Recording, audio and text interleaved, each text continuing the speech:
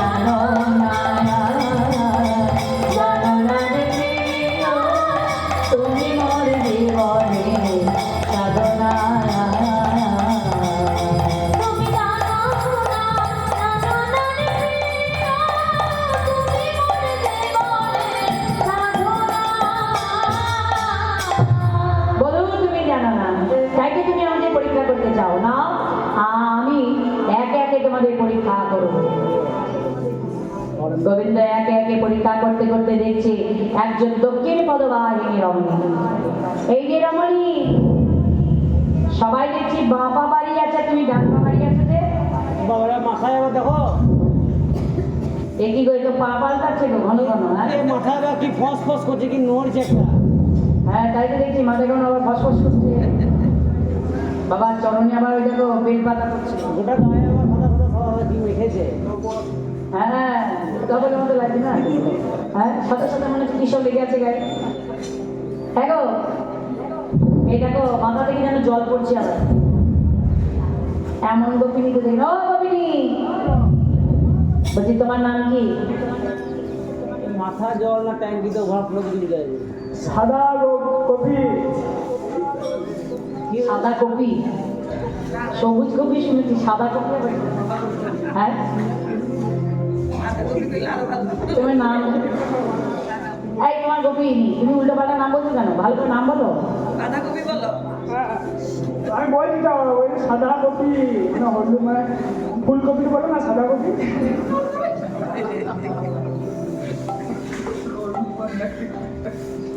ও কপিনি, এই ফুলকপি বাঁধাকপি কি লাগিয়েছো? আরো সেদিনে দেখাতে কেমন দেখি? হ্যাঁ, এই ফুলকপি বাঁধাকপি করে মাথা খারাপ করবে। এই কপিনি, নামটা ভালো করে বলো। বলতে পারছি না, আমি কি বলো সাদা কপি।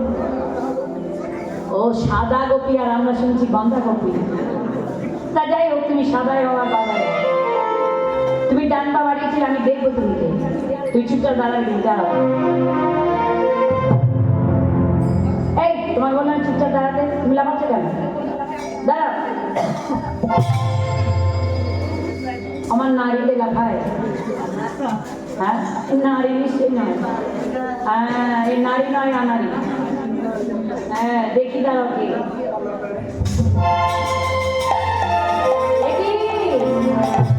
মহাদেব, কেন তুমি এত সুন্দর রাজ ভেঙেছি উন্মাদ করে দিলে? পারলাম না গো। এত সুন্দর তোমার মহল করে নিল। আমি যে শুনে আর থাকতে পারলাম না, তাই তো আমি চেপে এসেছি। বেশ, তাহলে তুমি কথা নাও। আজকে রাজ রজনীকে তুমি যা দর্শন করলে, তুমি কাউকে প্রকাশ করবে না? নিশ্চয়ই করবো না, কিন্তু আমার মনের বাঞ্ছা কি কোনোদিন পূর্ণ হবে না? নিশ্চয়ই হবে, তবে আজ নয়। আগত বলি কালে নবদ্বীপে উঠে শ্রীখোল করে তার সঙ্গ করি, হরি হরি ধ্বনি করি, করবো আমি রাস দিলাম। সেদিন তোমার মনের বাঞ্ছা তুমি পূর্ণ করে দাও। মা দিয়ে ফিরে এলে দেখছে পার্বতী জেগে বসে আছে। এই কি পার্বতী ঘুমাওনি? না স্বামী, ঘুমাচ্ছে না। বাবা এসো, আমি তোমাকে একটা রাসের গল্প বলি, তুমি কিন্তু একটা করে হু পারবে। পার্বতী হু পারতে পারতে ঘুমিয়ে গেছে। ডালে বসে আছে, সুখ পাখি দেখছে রাসের কথা শুনতে পাবো না, আমি হু পারি। হু পারতে পারতে সকাল হয়ে গেল। মহাদেব দেখছে কি পার্বতী তো ঘুমিয়ে গেছে, তাহলে হু পারছিল কি? এই যে প্রভু, আমি হতভাগা পাখি, যেই না বলেছে রাগে ক্রোধান্বিত হয়ে বলো ত্রিশূল যাও, ত্রিশূল পক্ষীটাকে প্রাণে বধ করে দাও। যেদিকে সুখ পাখি যায়, ত্রিশূল আমার কিছু কিছু ধাওয়া করে।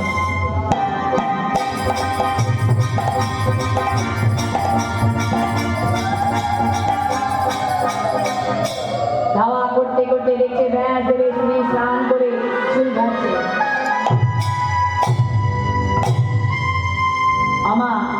আমরা দেখবেন স্নান করার পরে অনেক সময় ওই গামছা ঘুরিয়ে পেছনে চুলটা যায়। তা যখন চুলটা ঝাড়া হয় তখন দেখবে আমাদের মুখটা একটু হাঁ হয়ে যায়। লক্ষ্য করবেন, ওই পেছন দিকে মাথা গেলে মুখটা হাঁ হয়ে যায়। তা ব্যাস দেবে স্ত্রী যখন চুলটা ঝাড়ছে, মুখটা হাঁ হয়ে গেছে, আর সুপাকে উঠতে উঠতে গিয়ে কোনো জায়গা না পেয়ে ব্যাস দেবে স্ত্রী গর্ব হয়েছে, মুখ গহ্বর দিয়ে প্রবেশ করে অন্তঃসত্ত্বা হয়েছে। দ্বারে ত্রিশূল জাগরণ 18 বছর পর, মতান্তরে কেউ বলে 16 বছর পর, ব্যাস দেবে স্ত্রীর গর্ভ হতে জন্ম নিলে সুখদেব মহাপাদ, একজন মায়াহীন পুরুষ। আর জন্ম নিয়ে ছেড়ে তিলে তিলে বেড়ে উঠলেন, আর গর্গমণির আশ্রমে গিয়ে রাসের কথা প্রচার করে দিলেন। আর সেদিন থেকে জগতের মাঝে রাসের কথা প্রচার হয়ে গেল। তাহলে এই রাসের লোকেরা 3 ধরনের গতি: সাধন সিদ্ধা, নৃত্য সিদ্ধা, কৃপা সিদ্ধা। সাধন সিদ্ধা গতি কারা? এটা আজকে নৈমিষারণে বালকিল মণিপন্থীগণ। যখন রামচন্দ্র 6 দিনের পথে তারকারাক্ষসীকে বধ করে মুনির আশ্রমে গেলেন, মুনিপন্থীরা রামচন্দ্রকে পাদ্যর্ঘ দিয়ে সেবা দিলেন। রামচন্দ্র সেবাই বড় সন্তুষ্ট, বলেন বর প্রার্থনা করো, একটাই চাই প্রভু, তোমাকে প্রতিরূপে লাভ করতে চাই। লাভ করতে যথাস্তু, তবে এই যদি নয়, ত্রেতা যুগে রামচন্দ্র নিষ্কলঙ্ক, তাই আগত দাপর যুগে তোমরা হবে আমার সাধন সিদ্ধা গোপী। এবার এলো নৃত্য সিদ্ধা গোপী। এরা কারা? বোঝে যারা আঙ্গিরসের পত্নী, যারা যাজ্ঞিক মণিপত্নী হন, যারা শ্রী গোবিন্দকে অন্ন ভিক্ষায় অন্ন সেবা করেছে। গোবিন্দ অন্ন সেবাই বড় সন্তুষ্ট, বলে বর চাও, একটাই চাই, তোমাকে প্রতিরূপে লাভ করতে চাই। তবে আজ নয়, শারদীয় পূর্ণিমার রজনীতে তোমরা হবে আমার নিত্য সিদ্ধাগতি। এবার এলো কৃপা সিদ্ধাগতি। এরা কারা? বুঝেই বোঝো কুমারীগণ, যারা কার্তিক মাসে নিয়ম সেবার সময় বালু